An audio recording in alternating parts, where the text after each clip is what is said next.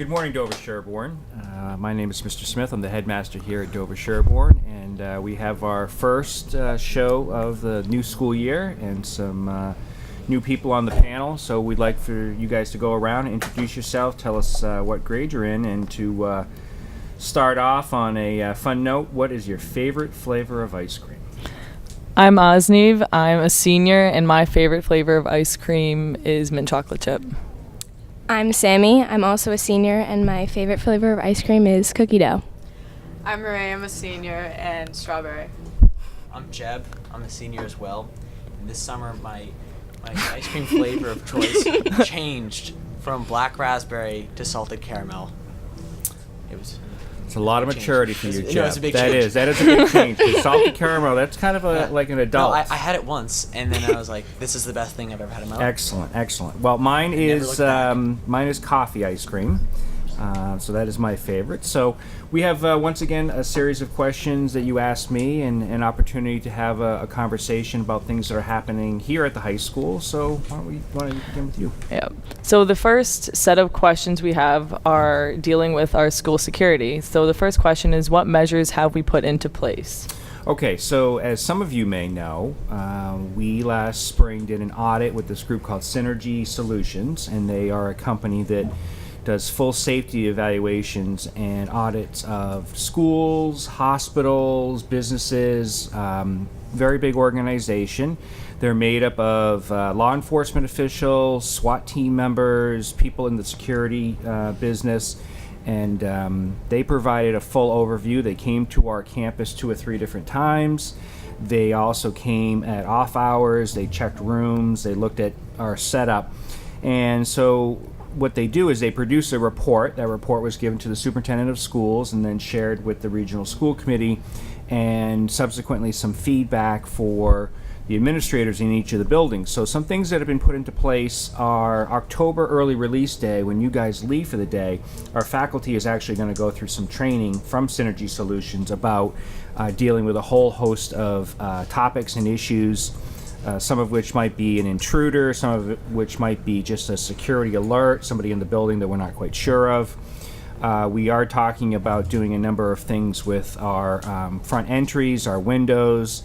They have talked about some potential outside cameras. There will be no indoor cameras, but they have talked about some outside cameras at key locations, entrances to the building, and perhaps some of our more peripheral spots, like maybe the parking lot. So ongoing, and we feel like one of the biggest things is going to be the training for the faculty so that people know what to do. As some of you know, we have done our lockdown drills where you basically lock the room, close the shades, and go into an isolated corner of the room. We will be adapting that to also have some movement at some point. So it won't just be a situation where we're locked in.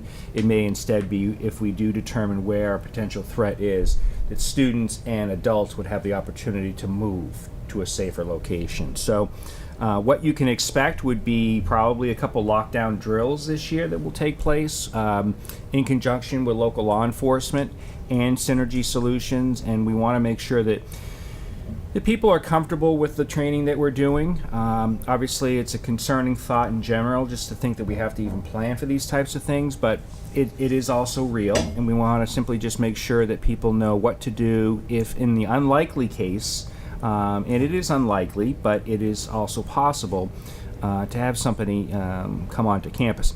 You know, in many of these cases, too, sometimes people might come onto campus and there's a concern, but it turns out just to be a vendor who is here or a student who is here from another school to visit somebody. So it's not always a situation where it becomes an active intruder. Rather, it just might be somebody who didn't follow the right protocols. One of the things we've really tightened up on this year are our sign-in procedures with any of our vendors. Hopefully you've seen people wearing the lanyards around. We just recently had our faculty take their pictures at our picture day, and we're perhaps going to be moving towards an ID system for our faculty.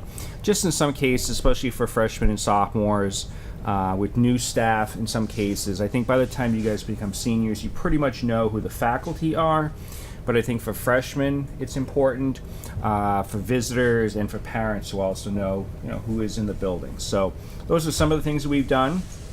You know, like all situations, we want to balance it, because one of the luxuries we have here is we are an open campus to some extent, because you have your classes in the middle school science wing, and you come to this building here at Lindquist and Mudge.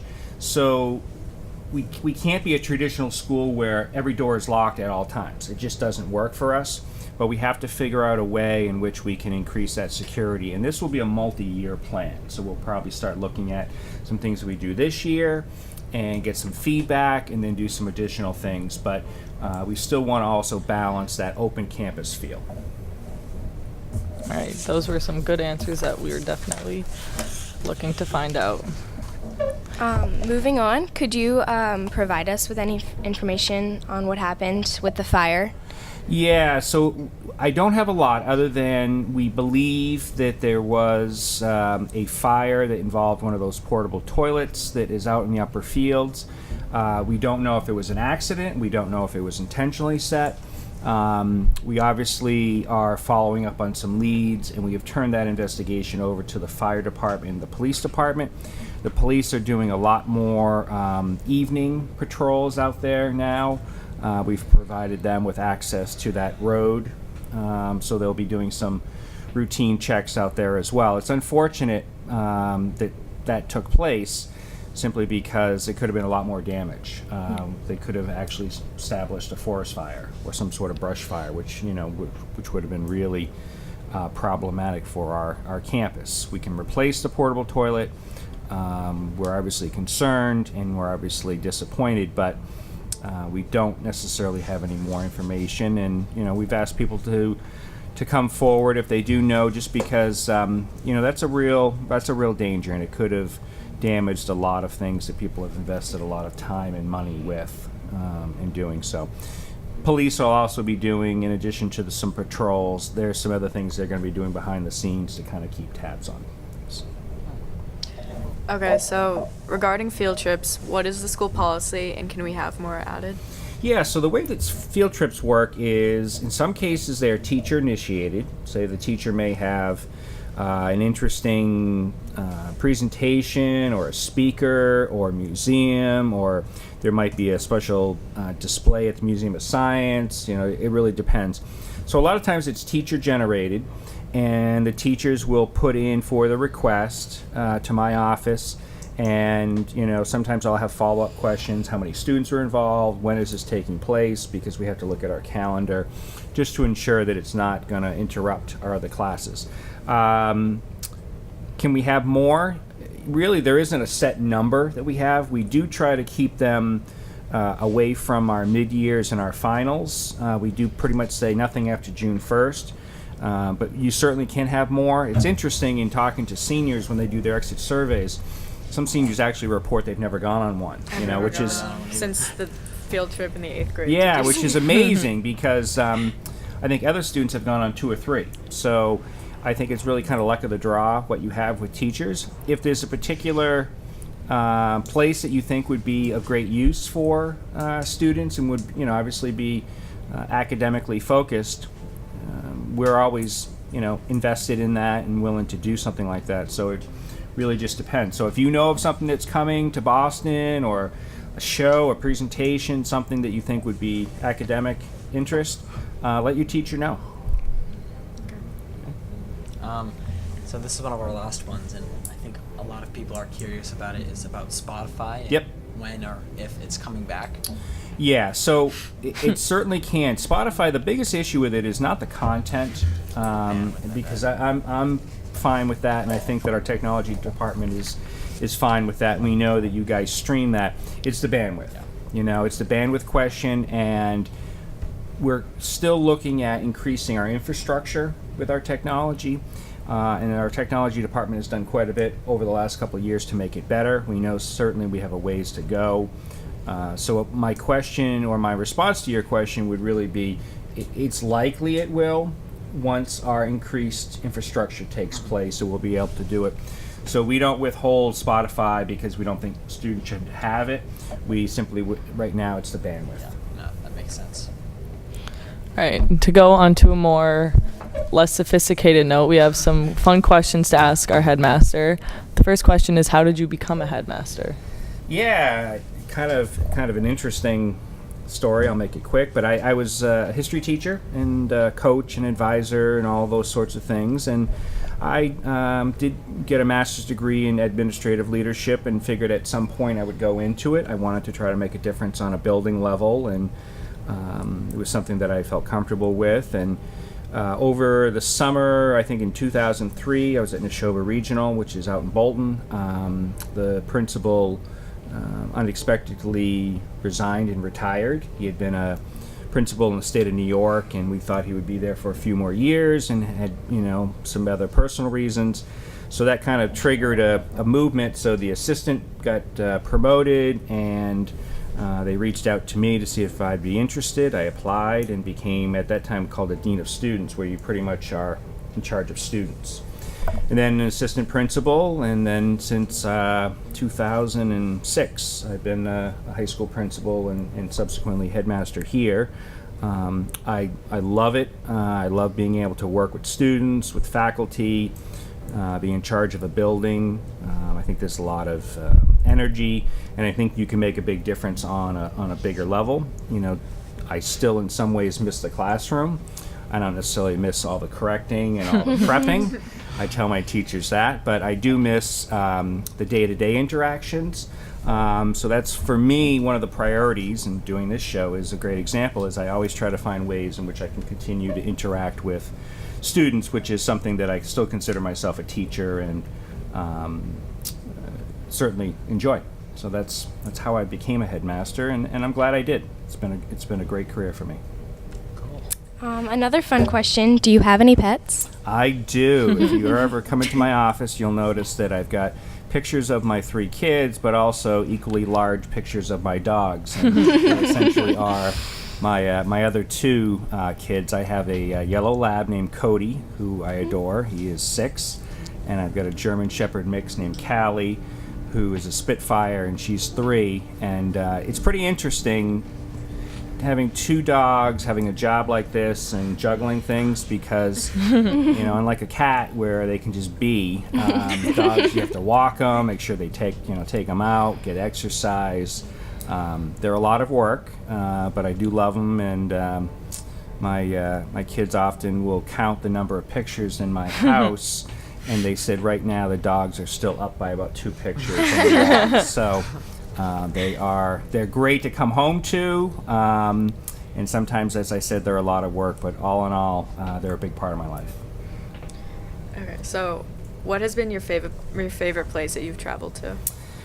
My overall favorite place is probably London. Just fascinated by the history, the culture, the food. There's a lot of similarities to New England, but a lot of differences. One of my favorite places to go here in the United States, though, is Savannah, Georgia. I've been 4 times now, and I'm planning another trip for February for a few days. If you've never been to Savannah, they are notorious for that Spanish moss that hangs from the trees, beautiful buildings, terrific food, the music scene down there. It's quintessential Southern living, and it's really, really nice. It's just, for me, a nice, fun getaway. Savannah, Georgia. Do we have any follow-ups? Any other further questions? I think that's it. Anybody else have anything to add? I think that's it. I think This that's will be the it. first time on a Mr. Smith show that we didn't go into depth about the parking question, which Mr. Sweeney had said We were told that we you could had bury. no jurisdiction over that. No, and that's just something that it's just important to know. So those decisions are made by regional school committee in terms of charging for parking. The district has limited ways in which we can raise revenue, and the only ways we can do it are for parking and for athletic fees. And sometimes it is helpful to offset because budgets are expensive. Our budget for this high school region, this 6th through 12, is about $21 million. And the majority of that money is raised by taxes from homeowners' property. So that's why it's a large burden, but it should also point out to you the dedication that our 2 communities have to education, and that they foot the majority of the bill, minus a few corporate taxes. But for the most part, we don't have a lot of industry in these 2 towns. and there's positives and negatives to that, but the community really is incredibly supportive of education, so sometimes we have to use some additional resources to offset it. So hopefully that helps. It doesn't help, I know, when families are writing those $300 checks for parking, but in the big scheme of things, they are already funding a majority of our budget. All right, that ends our inaugural 2018-2019 show. It's great to be back here in school and to have the energy back in our building, and I wish the four of you a great senior year and good luck with all of your college preparations. Thank you. Thank you.